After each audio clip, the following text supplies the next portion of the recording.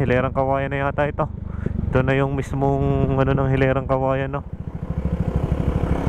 Yung boundary. Yan, no? Resplendor na pala yun. Mga lugar na yun, no? Resplendor. Yung pala yung barangay Resplendor ng San Pascual. Ibig sabihin, yung Santa Elena, nalampasan na rin natin ang Resplendor na daanan, no? Yan. Malapit na tayo dito sa mismong main highway. Tara, dito tayo sa main highway ng alam ko rin na yung main highway dito sa may papuntang Ilat.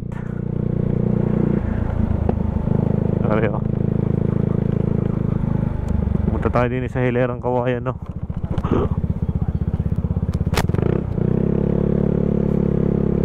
Yan.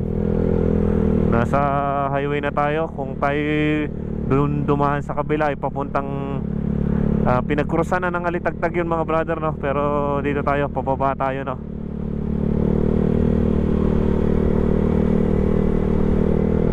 Chill lang tayo dito sa ating dinadaanan.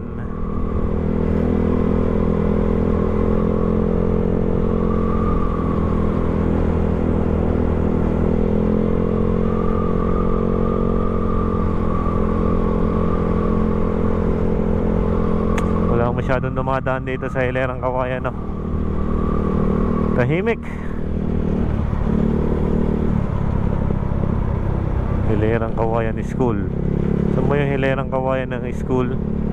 Malapit na daw, eh. Oh, nakalampas na.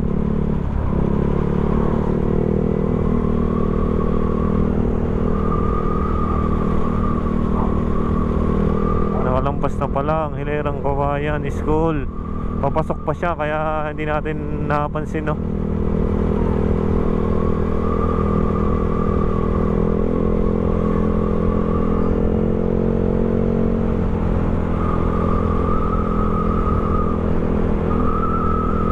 Eco Verde Homes, dyan yung matatagpuan sa Hilerang Kawayan.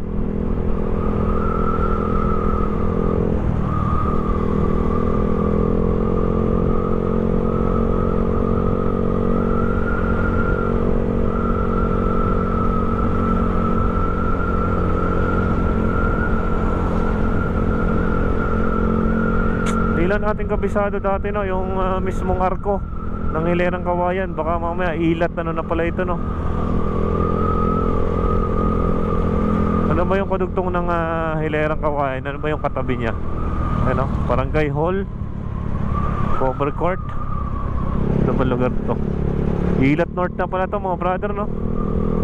Dati may napapansin tayong arko ng Ilat North. At saka dun sa may Hilerang Kawayan, no, tinanggal siguro dahil ng road widening.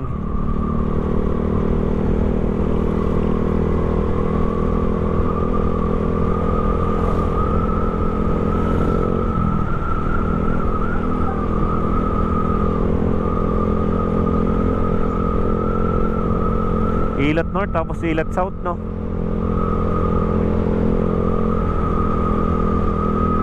Pare, Ilat South na pala to, mga brother, no?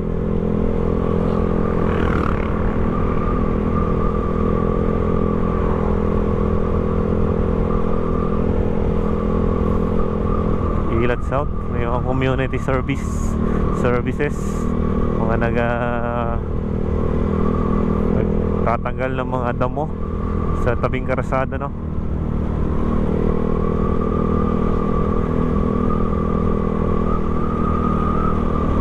Uy, kung may kilo daw dito, San Teodoro na.